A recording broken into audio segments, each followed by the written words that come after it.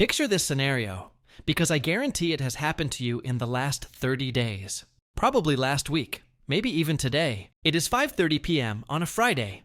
You have just finished a 45-hour work week. You are physically present in your car or standing on a crowded train, but your brain is completely fried. You are staring at the bumper in front of you, zoning out, feeling that specific kind of numbness that only comes from 5 days of corporate survival. You are heading home, and your stomach growls. You know you have groceries in the fridge. You bought chicken and vegetables on Sunday with the best intentions. But right now, the idea of chopping an onion, heating up a pan, and standing over a stove seems about as appealing as climbing Mount Everest without oxygen. You physically cannot do it. So what do?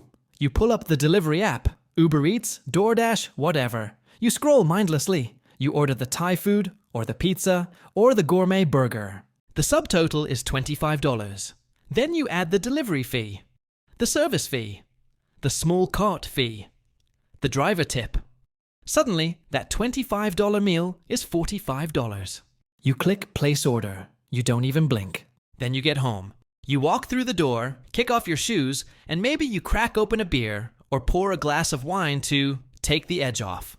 You sink into the couch. You turn on Netflix and binge watch a show you don't even really like, just to turn your brain off, just to silence the noise. And as you sit there, eating your $45 lukewarm pizza, you tell yourself the lie that keeps the entire economy running. You say, I earned this. I worked hard all week. I deserve a treat. I am here to tell you that you are wrong. You didn't earn that pizza. You are paying a tax on your own slavery. Listen to me closely. What if I told you that mathematically, you didn't just spend $45? What if I told you that the pizza, the alcohol, the gas you burned driving home, the stiff, uncomfortable shirt you wore to the office, and the stress that forced you to order that food in the first place are all hidden taxes? These are costs that are reducing your salary by nearly 70%. You think you were selling your time for $30 an hour. You look at your paycheck, you see the gross number, and you think, I'm doing okay. But after we do the forensic accounting on your life, after we strip away the illusions, the math proves you might be working for less than $4 an hour. My name is Alex, and I spend way too much time obsessing over the invisible equations that govern our lives and keep us running on hamster wheels that are moving slightly faster than we can run. If you are someone who looks at your bank account at the end of the month and wonders, where did it all go? Or if you feel like you are working harder in 2025 than ever before, but your savings are flat, then you need to watch this video. Because today, we aren't talking about investing tips or crypto. We are talking about an accounting fraud, not one committed by a corporation, but one you are unknowingly committing against yourself every single time you accept a job offer based on the annual salary. We are going to calculate your real hourly wage. And I have to warn you, this is going to be painful. Once you see this number, you will never look at a price tag or your job the same way again. Here is the fundamental lie we are all sold from the moment we graduate school. We are told that our value, our worth as human beings, is defined by our annual salary. If you make $65,000 a year, the calculator says that is roughly $31 an hour. That sounds decent, right? It's respectable. It's enough to live, theoretically. You can tell your parents, I make $65K, and they nod approvingly. But in the business world, looking at revenue without looking at expenses is how companies go bankrupt. Think about it. If a bakery sells $1 million worth of bread, but spends $1,001 on flour, rent, and electricity, that bakery is worth zero. Actually, it's worth less than zero. It is a failing enterprise. Yet, when it comes to our own labor, we behave like bad businessmen. We only look at the revenue, the salary. We completely ignore the cost of goods sold. And the good being sold is you. Your life, your energy, your mental sanity. And the cost of selling yourself to an employer is astronomical. Let's perform a brutal audit of a hypothetical average worker in this economy. Let's call him James. James is a successful guy. He makes that respectable $31 an hour. But before that money even hits his bank account, the government takes its cut. between federal tax, state tax, and FICA. That $31 is instantly shaved down to about $24. That is the easy math. We all know that taxes exist, but now we have to subtract the work-related costs. These are the expenses James pays solely for the privilege of having his job. Expenses he would not have if he didn't work there. First, the commute. The average American spends thousands of dollars a year on gas, car maintenance, tolls, and insurance just to get to the concrete box where they make the money. James drives 30 minutes each way. That is wear and tear on a vehicle that he basically only owns to get to work. If he didn't have this job, maybe he wouldn't need a car at all, or he would drive a 10-year-old Honda instead of the leased SUV he got to look professional. Let's conservatively say this costs him $4,000 a year. That comes directly out of his pocket. Second, the appearance tax. James can't roll out of bed and go to the office in his pajamas. He needs to play the part. He needs business casual clothes. He needs the suits. He needs the dry cleaning. He needs the haircuts more often than he would otherwise. He needs to look promotable. That is an expense. He is paying to wear a costume for a play he doesn't even want to be in. Third, the convenience tax. This is the big one. Because James is trapped at the office from 9 to 5, he creates a time deficit. He buys lunch twice a week, $15 for a mediocre salad, because he was too tired to meal prep on Sunday. He buys the $5 latte every morning because he needs the caffeine just to survive the 2 p.m. meeting without falling asleep. He pays for the dog walker because he isn't home to let the dog out. He pays for the expensive gym membership he never uses, hoping to fix the back pain caused by sitting in an office chair all day. These are costs that would not exist if he didn't have the job. He is literally spending money to work. And finally, the darkest category of all: decompression spending. This is the money James spends to numb the pain of the job. It's the Friday night bar tab where he drops $100 just to feel something other than stress. It's the impulsive vacation he books to Mexico on a credit card because he needs to get away, or he'll snap. It's the retail therapy, buying gadgets, watches, or shoes he doesn't need, trying to fill the void of 40 hours of boredom. It is the money we spend to heal the damage the job inflicts on our psyche. When you add all these monetary costs up, the taxes, the car, the clothes, the overpriced lunches, the numbness, James isn't taking home $65,000. His net, real income might be closer to $35,000. He thinks he's middle class, but mathematically, he's drowning. But we are only halfway through the funeral, because wage is a simple function: money divided by time. And just like we drastically overestimate the money, we drastically underestimate the time. HR says James works 40 hours a week. That is a lie.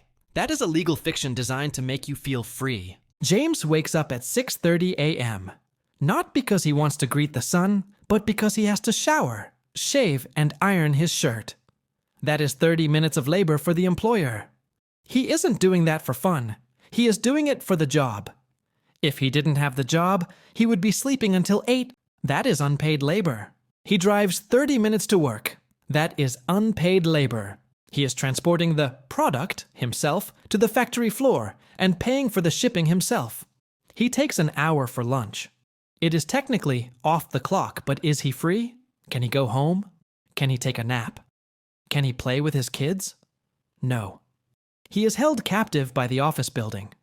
He sits in his car or eats a sandwich at his desk, checking emails. He is still at work.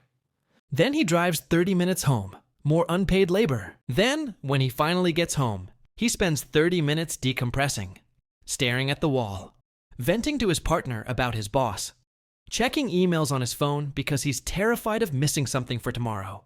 All of this is shadow work.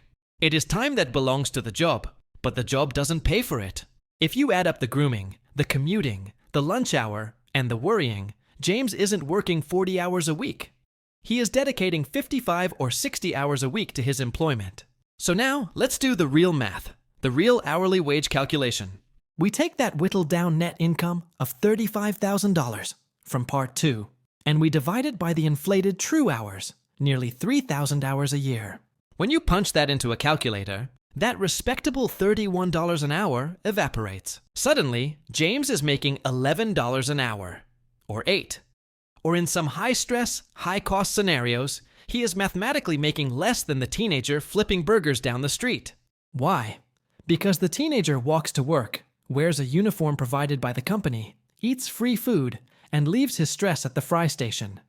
When he clocks out, he is free. James is selling his soul, his health, and his family time for $11 an hour. And he thinks he is winning because he wears a suit. This is the work scam.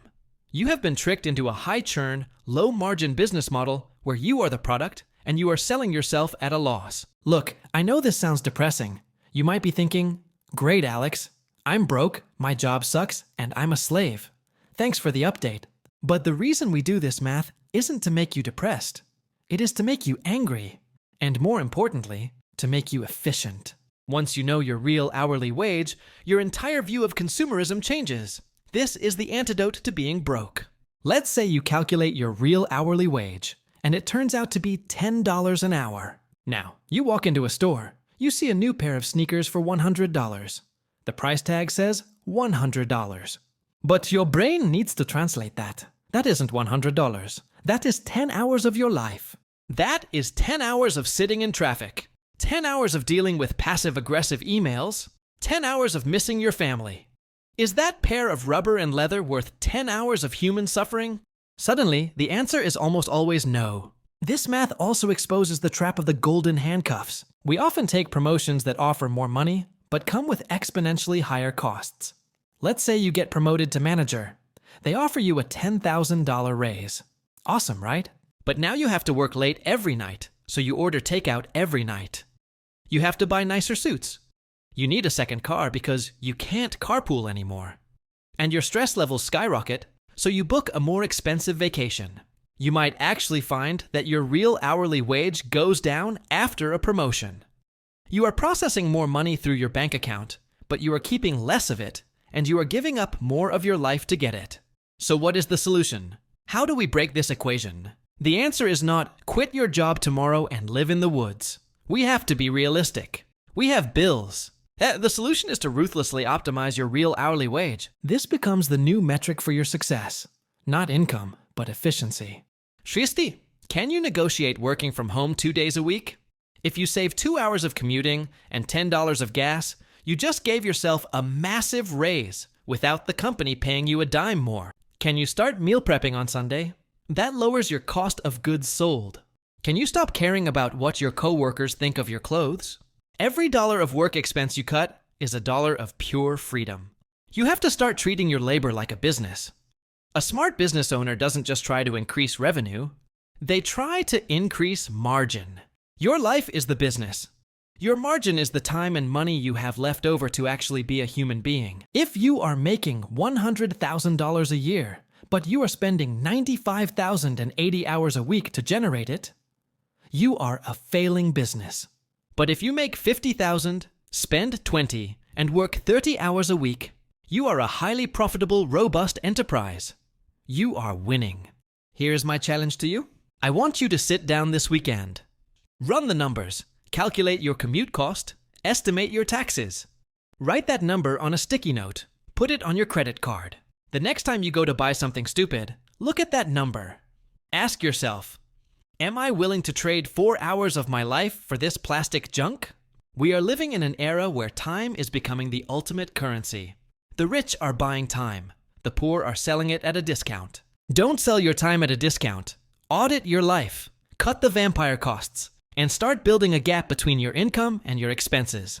Because that gap, that is where your freedom lives. If this video made you uncomfortable, good. Growth is painful. Most people will click away and go back to sleep, back to the matrix. But if you are ready to stop bleeding money and start building real wealth, smash that subscribe button. Join the minority who are waking up. My name is Alex, class dismissed.